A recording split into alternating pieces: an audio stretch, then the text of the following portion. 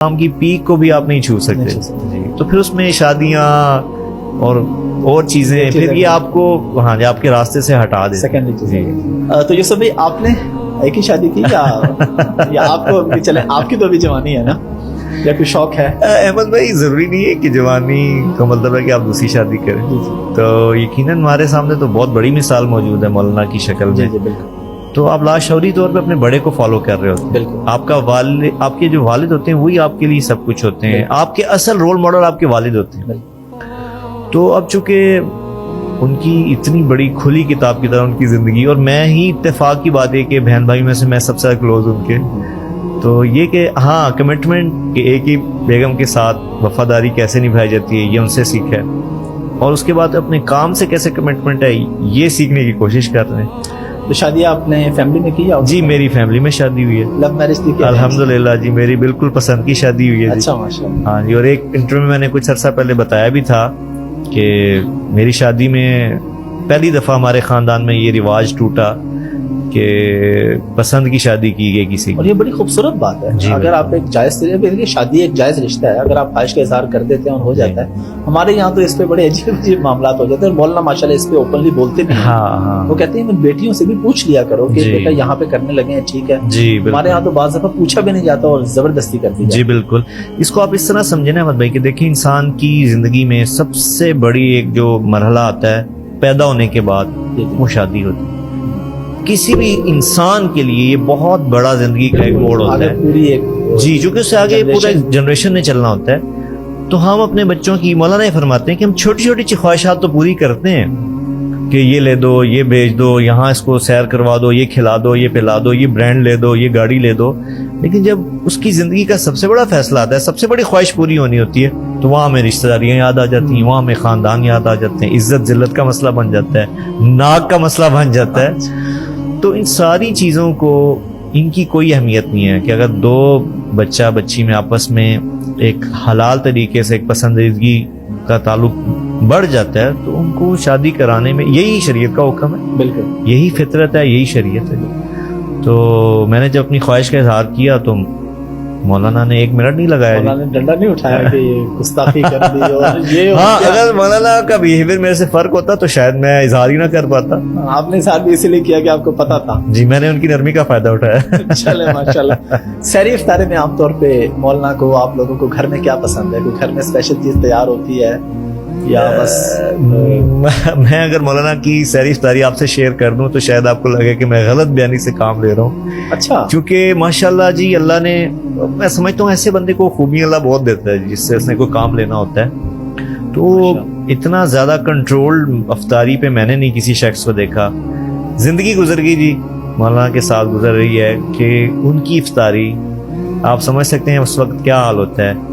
उनकी इफ्तारी कहवे का 1 कप और 1 खजूर से होती है। ये मैंने जब से होश संभाली मैं देख रहा हूँ कि 1 कप कहवा और 1 खजूर। वो लेने के बाद वो मगरिब की नमाज अदा करते हैं। उसके बाद आके फिर जो नॉर्मल जो उनका खाना बनता है थोड़ा सा वो आम खानों की को ज्यादा पसंद नहीं करते, परहेजी खाना खाते हैं शुरू से ही, खास तौर पे बाजार के खानों से बहुत बचते हैं। तो वो अपना रूटीन में थोड़ा सा खाएंगे और बस फिर तरावी की तैयारी। और सहरी में भी इसी तरह बहुत मामूली सा आम तौर पे चलता है, जैसे ऑमलेट है, बॉयल एग्स हैं, ये लेके कोई पराठे नहीं, कोई तय नहीं लगाते कि मेरा रोजा अच्छा गुजर जाए। तो बड़ी सिंपल ग़िज़ा रखते हैं। और वैसे खाने में क्या खास चीज पसंद करते हैं? कुछ है ऐसा या? नहीं खाने में जी उनको उनका सादा खाना उनकी सबसे पसंदीदा चीज है। अच्छा। यानी उनको बहुत ज्यादा तकल्लुफात वाले खाने उनको पसंद नहीं करते, और किया भी नहीं इस वजह से कि वो पूरी दुनिया में फिरे हैं पूरे। वो कहते थे जहाँ मैं जाता था मेरे सामने बहुत दस्तरखान लगते थे लोगों की मोहब्बत में। बिल्कुल। तो अगर वो कहते हैं उनको शौकीन हो जाता तो बहुत जल्द मैं बीमार होके बिस्तर पे पड़ जाता। तो उनको माशाल्लाह खाना सादा खाना पसंद करते हैं। कोई बहुत जैसे आजकल हैं खाने, इवन कि उनको जब हम नई नई चीजें आती हैं उनके सामने उनको पता भी नहीं होता, वो बड़ी हैरानगी से पूछते हैं क्या खा रहे हो आप लोग? पिज्जा हो गया, बर्गर हो गया। इवन कि हमने कभी उनको देखा भी नहीं कि उन्होंने ये चीजें टेस्ट की हो। इसलिए नहीं कि कोई नाजायज है, इसलिए कि वो उनको अपनी सेहत का अपनी सेहत का बहुत ख्याल रखते हैं माशाल्लाह। अच्छा अभी पिछले दिनों रायमंड में जोड़ चल रहा था तो मौलाना साहब वहाँ पे मौजूद थे और ये बड़ी हैरान कुन बात थी काफी लोगों के लिए کہ ہم نے تو یہ سنا تھا کہ مولانا صاحب کو تبلیغ جماعت نے نکال دیا, گورنمنٹ نے ان کو بلاک کر دیا کہ کبھی آنا نہیں ہے.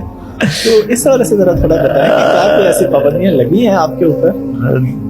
احمد بھائی بس وہی جو شروع میں ہم نے بات کی تھی نا سوشل میڈیا کی خبریں, جی جی, تو یہ محض ایک سوشل میڈیا کی خبر تھی. رائمنڈ میں سمجھتا ہوں رائمنڈ یا تبلیغ کا کام یہ واحد ایک ایسی جماعت ہے یا ایسا مرکز ہے جہاں کسی کو رکھنے اور نکالنے کا کوئی کرائٹیریا ہے ہی نہیں ایکچولی نا, کہ وہاں کوئی ایسا SOPs ہی نہیں ہے کہ جس کو نکال دو, وہ تو سب کو لینے کے لیے بنا ہوا ہے. تو جو ان کا اپنا بندہ ہے مولانا طارق جمیل صاحب, دیکھیں رائمنڈ کی پروڈکٹ ہے نا, بالکل, اور رائمنڈ نے ان کو ماشاءاللہ تیار کی جی پوری دنیا میں پہنچا. تو یہ محض ایک لوگوں کا ایک شوشہ ہوتا ہے جی سوشل میڈیا پہ, ماشاءاللہ وہ تو زندگی ان کی رائمنڈ سے کے ساتھ گزری ہے, اور انشاءاللہ ان کی جو ارادے نیت ہوئی کہ رائمنڈ کے ساتھ ہی میری زندگی ہے, میری بہاریں رائمنڈ کے ساتھ ہیں ماشاءاللہ جی. اور آپ کا کوئی سلسلہ ہوتا ہے رمضان میں, آپ سناتے ہیں قرآن پاک کبھی یا؟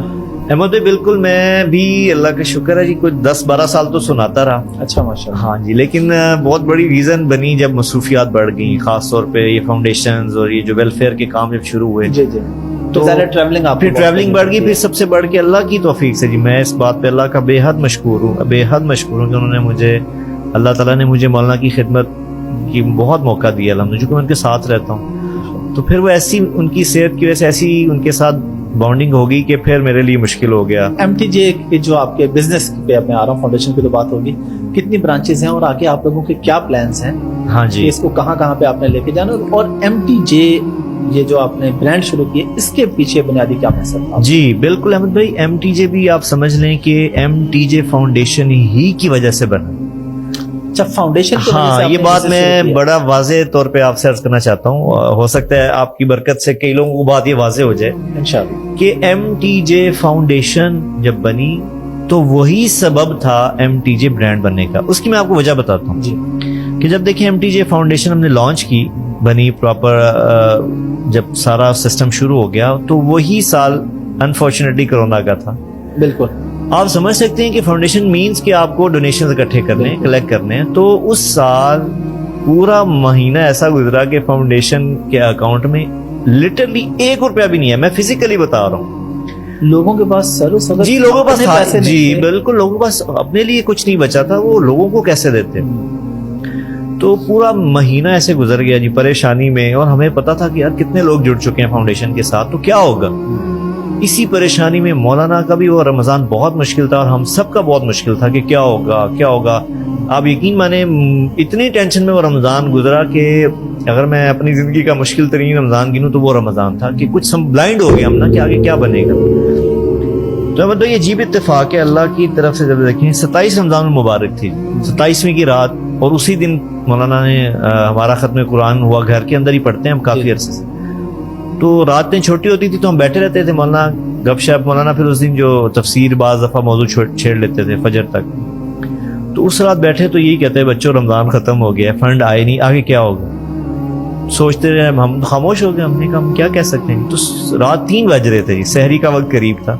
تو مولانا نے فرمایا کہ یار کیوں نہ ہم ایک کاروبار شروع کر لیں, ایسا کاروبار جس کی ارننگ سے, جس کی کمائی سے ہم MTJ فاؤنڈیشن کو فیڈ بھی کریں اور ہم لوگوں کی محتاجگی سے بھی نکل آئیں. تو اس مجلس میں میں تھا, ہمارے کچھ اور کراچی کے دوست آئے ہوئے تھے, تو وہ سارے ایک دم چونک گئے کہ یار مولانا یہ کیا بات کر رہے ہیں. لیکن اگلے ہی لمحے سب کو یہ آئیڈیا انتہائی کلک کیا کہ یار یہ تو ایک لانگ ٹرم اللہ نے سوچ ڈالی ان کے دماغ میں. تو احمد بھائی بس وہ دن, اسی دن سے سب نے, بس چونکہ وہ وقت اتنا اچھا تھا, 27 رمضان تھی, ہم نے ارادہ کر لیا کہ انشاءاللہ ہم کوئی کاروبار کریں گے. پھر اس پہ محنت شروع ہوئی کہ کیا کاروبار کیا جائے, کیسے کیا جائے, کون سا ایسا کام ہے جس میں مولانا کے نام کو ایک برانڈ کے طور پہ پیش کر سکتے ہیں. تو وہ پھر ایک کلیکٹیو ایفرٹ سے ایک چیز پہ ہم پہنچے کہ جی ہم یہ کپڑوں کے آتے ہیں اس میں, چونکہ کپڑے کے کاروبار میں اللہ نے برکت رکھی ہے جی, اس میں خوشبو ہے. خوشبو والا فرماتے ہیں جنت میں جانے کے بعد اگر کسی کاروبار کی اجازت ہوگی تو خوشبو کے کاروبار کی ہوگی. تو ان ساری چیزوں کو سامنے رکھتے پھر اتفاق رائے سے MTJ برانڈ کو وجود دیا گیا. تو ابھی یقیناً چونکہ اس برانڈ کو بھی تقریباً 1.5 سال ہوا ہے, آپ تو خود بزنس مین ہیں کہ ہر کاروبار کو اسٹیبلش ہونے میں ٹائم لگتا ہے. تو میرا خیال میں ہمیں 1-2 سال لگیں گے, مزید 1 سال لگے گا کہ اسٹیبلش ہو جائے گا. اور انشاءاللہ آپ دیکھیں گے احمد بھائی کہ پورے پاکستان اس کی